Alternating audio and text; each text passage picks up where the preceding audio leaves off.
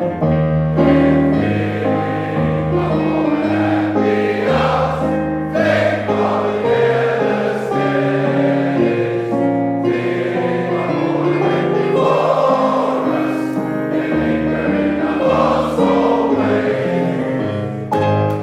evening and welcome to it. Oh, well, it's good morning to me and it's good afternoon over there in Australia, where we'll be heading to right now to have an interview with Dr. Cunningham. But before we do that, guys, welcome to it. It is the OMU Podcast with your host, Ncedo Marele, of course. And as I mentioned before, we are heading over to Australia. But please, guys, if you want us to keep bringing you these interviews of the old boys, please like and subscribe on our content and also follow us on our various social media channels. That is on Facebook, LinkedIn, as well as on Instagram. That's where you'll find all the news about the Old Muirite Union. And if you want to head over to our other page, our sister page, Muir College, it's rugby season right now. So you guys can head over there to check all the scores and who's playing who, Tinaka Cup results and all of that. And let's support the boys on the rugby field. So we're going to head over now to Sydney, Australia to have a conversation with a gentleman who tells me that he speaks a lot because he was an English teacher.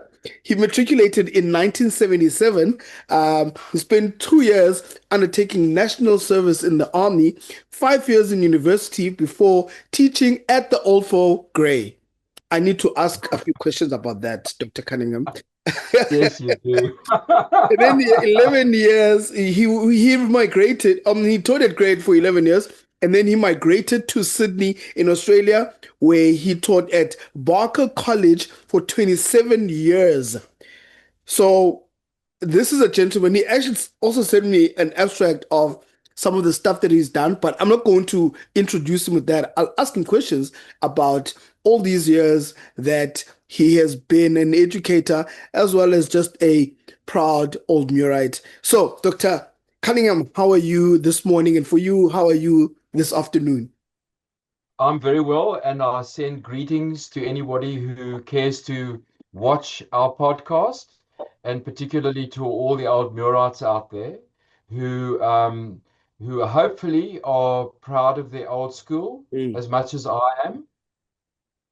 Cool. So let's start off with something that will take you back. We did have a small conversation. You said this interview brought you. It's a dementia prevention. So to further dig into your mind and take you back to history, I want to know, when you think of Muir College and school in general at the time, what is the first thing, whether it's a smell, a sound, that or an image that comes to mind to you? One thing that springs to mind immediately are the sound of bells, but actually quite charmingly in the Park Avenue campus. They didn't have an electronic bell. They had someone who actually rang the bell to signify or signal Yes. the beginning of school and the end of school and so on. There was somebody whose job it was actually to ring the bell. And at one stage, he was in my class and used to have to ask the teacher to be excused about 2 minutes before the end of the lesson because he had to ring the bell. So it was all mechanical. It was manual. It was all manual. It was Manual all labor. manual certainly at the high school. It was all manual at that stage, and actually quite charming Yeah. because it was a bit anachronistic, but nothing wrong with that at all. Don't you think that's the coolest job though? Like, I know when I was in school, our classmates used to be envious of us when we had to go play hockey. Maybe you have to go to Ascension tournament, which happened during the school week. So they'd all be like, "You guys are not," So weren't you guys envious of the guy that had to leave class 2 minutes? Because 2 minutes is a lifetime in high school. Oh, absolutely. I mean, I remember there was some graffiti on one of the desks Mm. that said, in memory of all of those who died waiting for the bell. And I thought that's just about summed up sometimes when, particularly when you had a double lesson of perhaps an Oh, hour, yes, I remember. and you were kind of creeping towards the end, and if it was something that involved a lecture or that you had to sit and listen to the teacher Mm. for an hour, it was very helpful for me to bear that in mind when I was teaching myself, and Yeah. I quite often had to remind myself that don't fall into the trap of when you were at school. Easier said Mm. than done. When I was at Muir Primary, there were a number of boys that came by bus from Addo and from River, Yeah. and sometimes they had to leave early to get the bus, and we were all very envious when the teacher said the bus boys must leave now, which was a signal for them to go and catch the bus as well. Mm. But we were very fortunate in Muir, I have to say, Yeah. because when I taught at Grey, quite often the days were very long because they used to have a 45-minute lunch break from Mm. about 5 to 1. So we would quite often only finish at 3:15. And I think when I was at school at Muir, we finished about 10 to 2, Yeah. quarter to 2, because the first break and the second break were very short. But of course, because we were at the Park Avenue campus, Mm. uh, everything was very accessible, everything was very close by. There Mm. was no need to have long periods of time when people had to move between classes Yeah. Yeah. at the change of lessons or at the end of lunch and so on. So that, which is very different at other schools, and particularly the school that I taught at in Sydney, Mm. which was almost like the size of a mini university because a Sure. number of departments had their own buildings. Mm. Also, just like a Uh, university, you have different faculties. Yes, yes. So, for example, I taught in the English department at Barker College in Sydney, Mm. but we had our own five-story building because the school was so big and English was compulsory or Mm. is still compulsory. So we had this huge building, and it was a standalone, but a number of other departments also had their own buildings as well. So very different to my experience as a schoolboy at Muir College, and Interesting. also very different to my experience as a teacher at Grey High School in Port Elizabeth. Okay. I can imagine like when you're speaking about the about the bus. So where were they taking the bus at where the terminus is right now in Utenek or further down where No, the train no, the bus that came and picked up the boys that used to go to Amanzi, okay. and to Christ River, it usually stopped either in Cannon Street Mm. or actually on Park Avenue, Oh, okay. because Park Avenue was quite spacious and big. Mm. So the bus, from what I can remember, used to pull up probably opposite the entrance to where with the staff entrance to the school, and the boys used to come and get in the bus there. So no, they I think if you went to if you caught the bus to dispatch, you had to go to maybe the Market Square Mm. to get the bus there. Or some boys actually walked to the Utenak station to get the train Mm. to Mm. Red House or to dispatch. Some boys actually came to school by train because it was quite walkable from the station to the Park Avenue campus. Mm. Okay. So moving Uh, forward, um, so in school you mentioned Mr. Marele, yeah, um, yeah. when we were having a conversation. But who was the teacher or the staff member who left the biggest mark and what made them unforgettable? Okay. If I can crave your indulgence, Ncedo, I might mention a few, and Okay. I'll just say briefly why they left an impression on me. I think about Miss Lynette Gubb, who Mm-hmm. was my English teacher in standard 8 and 9, absolutely wonderful.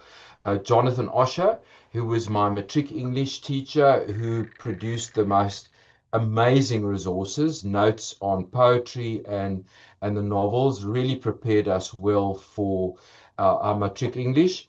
And I also want to recognize Mr. Roy Wibley, who Mm. was my history and geography teacher in standard 9 and 10, who introduced us to study methods, things that I had never thought about, and the way that you actually constructed study notes. So those people, and it's ironic that I actually went on and studied English and history Yeah, at university. Perhaps it's because it's the influence. uh, people like Margaret Hicks, who was my standard 6 English teacher, Lynette Gubb, who taught me English in standard 8 and 9, Jonathan Osh, who taught me in matric, and Roy Wibley, who was my English and geography, history and geography teacher, who taught me in standard 9 and 10, who very much formed a great interest and love of English and history.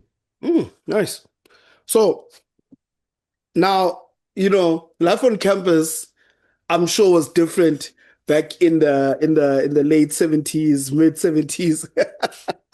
And you're in a boys' school, a lot of shenanigans happen. Oh, But yes. paint me a picture of a typical break time at school during your time.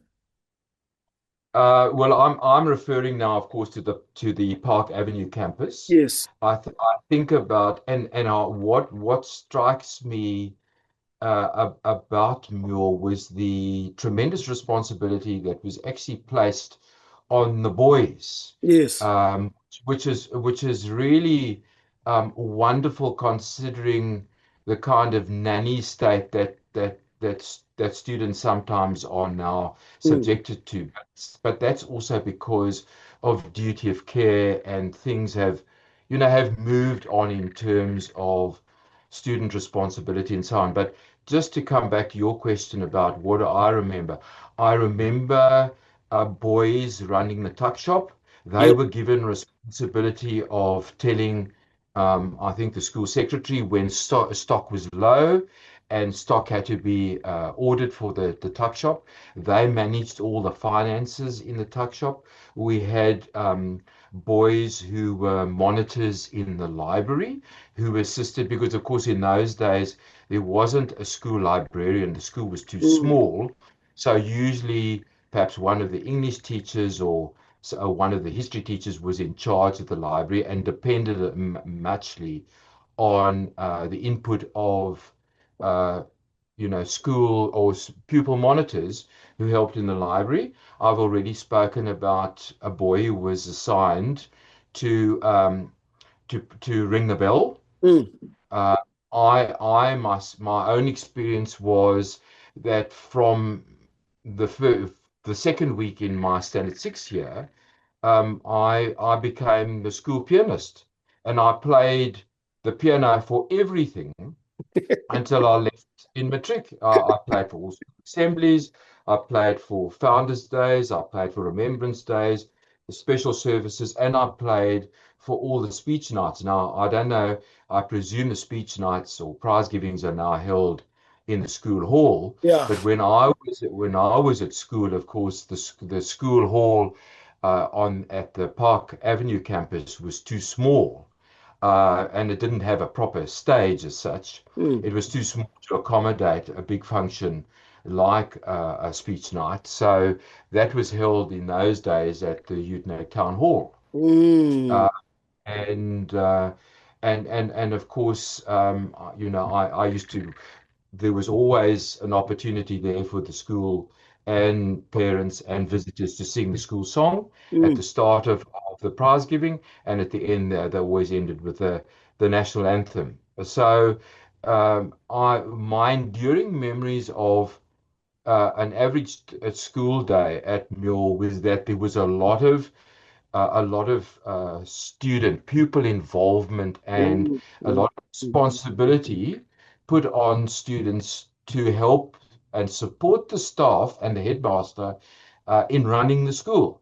And that wasn't such a bad thing because you had to step up. If you Yeah, stuffed yeah. up, the bell ringer, the like, If you're two the minutes late, prefects, everybody's late. uh, the tuck shop monitor, all that, everything, there was a lot of responsibility placed on students, which I say isn't a bad thing, No. and I think set a lot of adult responsibility in the process. Schools like Muir College really pride themselves in the traditions of the men of the past and sort of the foundation that they laid for everybody else that came after them. And I Hmm. think it's a very important um, and one of the strongest points of making Muir College one of the best boys' schools in the country is the fact that we've got so many traditions that we've kept alive for over 200 years in our history. So, Yes. what school tradition meant the most to you? And is that still alive? Do you think it's still alive today?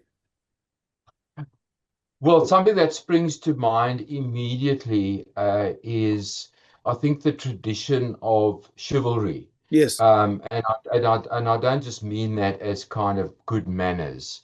There's something innate in schools like Muir College. And I was absolutely astounded when I visited the school the last time, as I do when I go back and I visit Grey, Mm, that all of these South African boys' schools have an innate politeness and a good mannerliness, mm, and then I think that that permeates into the way that people behave beyond school. yeah. So to me, things like we go back to the knights of old, and the chivalry and the courtesies that were paid to older people Yes. and to women. And I think a lot of that still is obvious and can be seen in the way that boys at these kind of schools are expected to behave. Mm, Sometimes they don't behave well, but that's not always the fault of the school. yeah. Yeah. It's sometimes a fault of themselves. But I'm talking in very general terms Mm, about these schools. But I do think the tradition of chivalry that has come down through the ages is still very much part and parcel of attending those kind of schools. mm, And mm. I still saw it in action. Just basic things like when an adult passes students sitting on a bench, they all spring up, Yes. or somebody come and say, "Good morning, sir. May I help you?" Rather than just ignoring you Mm, mm, because obviously a visitor to the campus, and those kind of things are very noticeable still to me as someone who taught for almost 40 years. Okay. So now, the trajectory of our lives sort of changes as we get older. So sometimes we don't Mhm. become what we've always wanted to be, um, and we become what we were meant to be.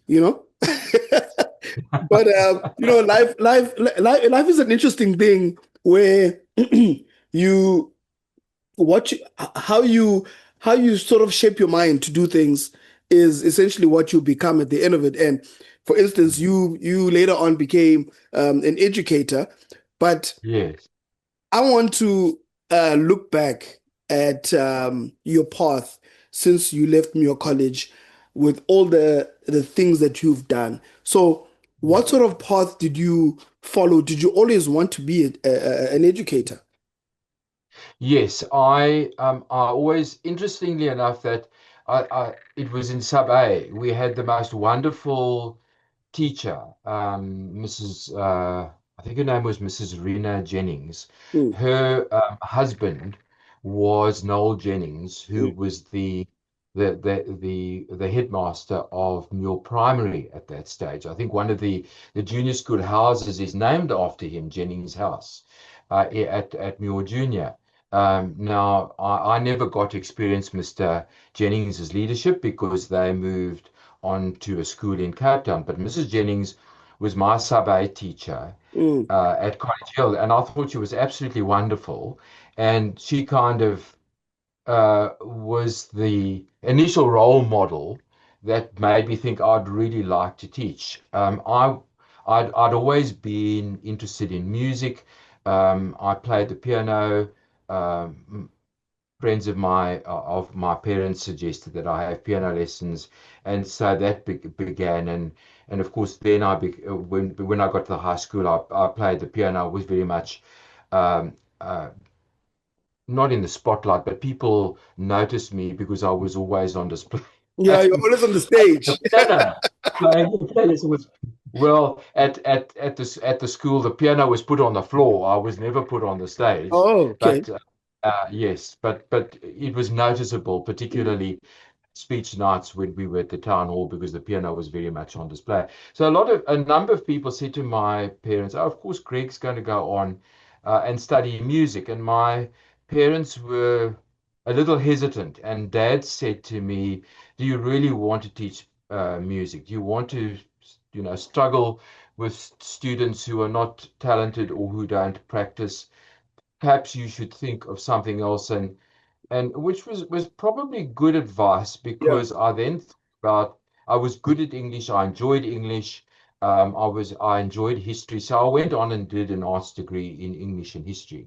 Mm. Um, and I then stayed on and did a diploma in education, and then I did an honors degree in English, and I got a job at Grey, and I absolutely loved teaching English, and I've always taught English, and Mm. I've taught some of the most remarkable boys, quite remarkable boys that have gone on and have not only become academics, some of them have gone on and studied English and are now teaching at universities overseas. But and the way that the course is structured, particularly in New South Wales, Yeah. when I taught it at Sydney, there was always something new. There was always something interesting, and a lot of students here are able to work on major works uh, that they have created and crafted themselves. So it's always been a very and in my own professional teaching career, apart from teaching English, I've been offered the most amazing opportunities that I thought I'd never been able to achieve. So I suppose in short, it's never been dull, it's never been tedious. The one year is never the same as the other. I was asked, particularly at Barker College, to lead a number of initiatives at the school. Yeah. And in my latter years, I became a mentor to teachers entering the profession, which was almost like the wheel had come full circle. So I've had a very blessed personal life, but I've also had a very blessed professional life. Mm. Mm. Okay. So we're running out of time naturally, but that's okay. Well, I did warn you I talk a lot. So we'll skip to if your 18-year-old self could see you now, what would surprise him about you? Or like what would surprise your 18-year-old self now about who you've become? About my years about me. Well, possibly that I was living overseas. Yeah. Um, uh, Probably that when you leave school, you kind of know what you want to do, but you don't really know what it's going to look like Yeah. maybe 5 or 10 years time. So yes, I'd probably be pleasantly surprised, maybe amazed. And I hope that I don't sound immodest by saying that. But and it's really because my one of my headmasters here in Australia said to me, Greg, you must always place yourself in the way of opportunity. Yes. And that's been a wonderful maxim for me because there have been so many opportunities that were presented to me at Grey. Mm, Well, I would say let's wind it back to Muir.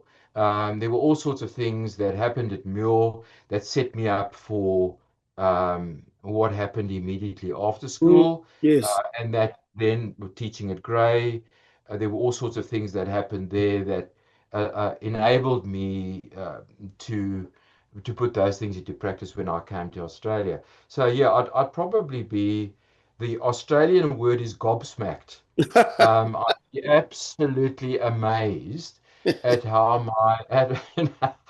my life has turned out, really, and but very grateful to all the institutions, particularly Muir, and I go back to Mrs. Jennings in Yeah. Surrey Yes, yes, yes. and all those teachers that I mentioned in my latter years at Muir, who set me up for what I really wanted to do and what I became. I mean, we haven't even touched on the music, but that's probably a conversation for another time. But just Yes. briefly, music was never offered as a subject at And Muir in you my okay. time. So Mm, makes that sense. all had to be done out of school time and Mm, with private teachers. So okay. I can't acknowledge unfortunately anybody at The Muir, music. but I will acknowledge. The But opportunity. finally, You got the I opportunity. will. Yeah, I got the opportunity, and I will Yeah. acknowledge Mr. Mike King, Mm, the deputy at Mill, who was a fine musician in his own right. He was an organist, mm. but he called me into his office and thrust the hymn book in my hand and said, "It's all yours, and you can start playing the piano." I don't think he'd ever heard me play the piano, but somebody had obviously told him Yes. that this boy was coming up from standard five at the junior school, and he should be used for music. And Mr. Mike King certainly made sure about that. So I have to acknowledge Yes. that inadvertently, Mr. Mike King played a very influential role in my music too. So, you've been an educator for quite some time. So I think Yeah. we can summarize this one very quickly. Um, Hmm. when we were at school, especially being in testosterone heavy environment with all the Yes. boys, some of the boys coming to age, um, some coming into the teen years. So Yeah.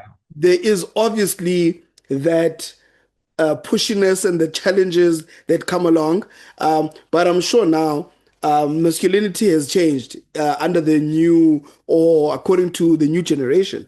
So, how do you think Mm. ideas of masculinity, brotherhood, or just being a man have changed since your school days? Yeah. Well, yes, I think it,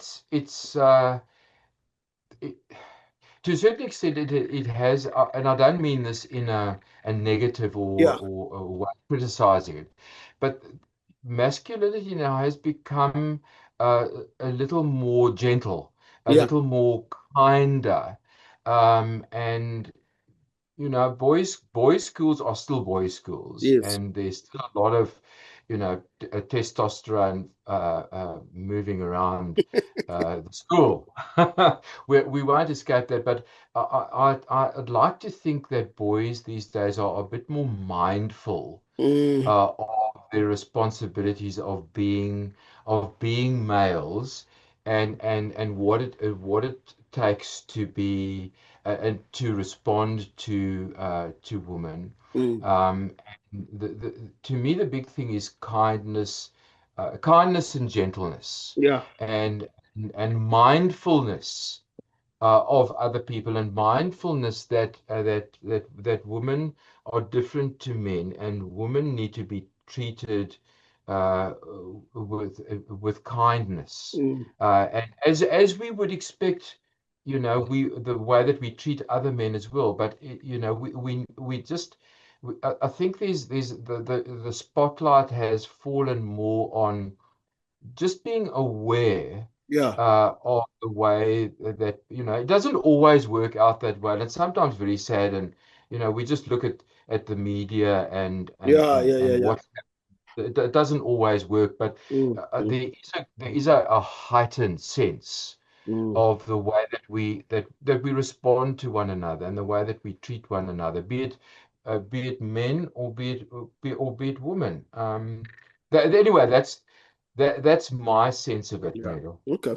So we're gonna quickly run into. We've got like 3 minutes left, but we're gonna quickly run Yes. into our final two questions. And so the first one is, what is the single lesson from school that you learned that still guides you today? A sense of responsibility. Okay. That was very much instilled in us, particularly at Muir.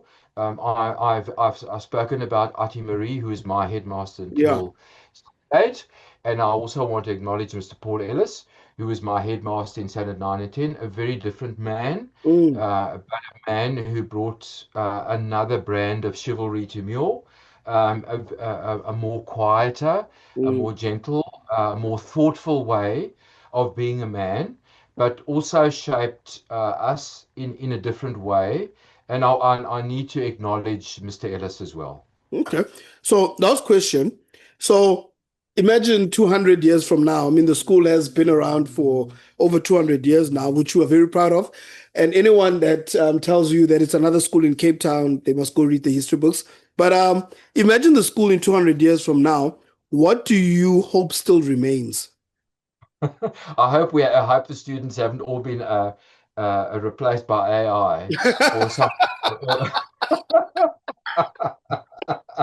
Imagine or that's a some. teacher's worst nightmare. I know because look as seriously though as an Yeah. educator or a retired educator, AI is a wonderful thing, but it does concern me about the things like plagiarism and Mm, unfortunately, I think the students are so tempted to use AI, yeah. maybe not always to their Not in the most advantage. ethical ways. No, exactly, Yeah. exactly. So yeah, I mean, we laugh about this, but I hope that in 200 years' time, that places like Muir College still breed or still develop, shall I say, not Yes. breed, develop young men who who are responsible, who are mindful, who are courteous, Mm. uh, who, who do who do the right thing. Okay. So, in the last few seconds, thank you very much for joining us and have a great day further over there in Australia. It was wonderful having this conversation with you. Well, thank you very much for inviting me, and I really enjoyed thinking about a number of those issues that you challenged me with. All right. All right, sir. Goodbye. All right, thanks, Papa. Then. All right, ladies and gentlemen, that was a wonderful interview there with Dr. Greg Cunningham, all the way in Australia. So we do reach all of our international old boys. So if you're an old boy somewhere around the world and you want to get into contact with us, please do send us a message on our social media platforms. Just slide into the DMs and let us know that you want to be part of these podcasts, and we would be happy to have you here. But for now, I'd like to say goodbye to everybody and thank you very much to all of those people who have already liked and subscribed on all of our content. If you also want to get involved, please do follow us on our social media pages. That is on Facebook, LinkedIn, as well as on Instagram, OMU or the Old Muirite Union, right there on the socials. And please do also subscribe to our YouTube channel because that's where all the content lies. So you can go back to episode number 1 with Mr. Andrew Binning and you will be able to follow the story of the OMU podcast. But from me, your host, Ncedo Marele, I'll see you guys again next time on the OMU podcast. Cheers.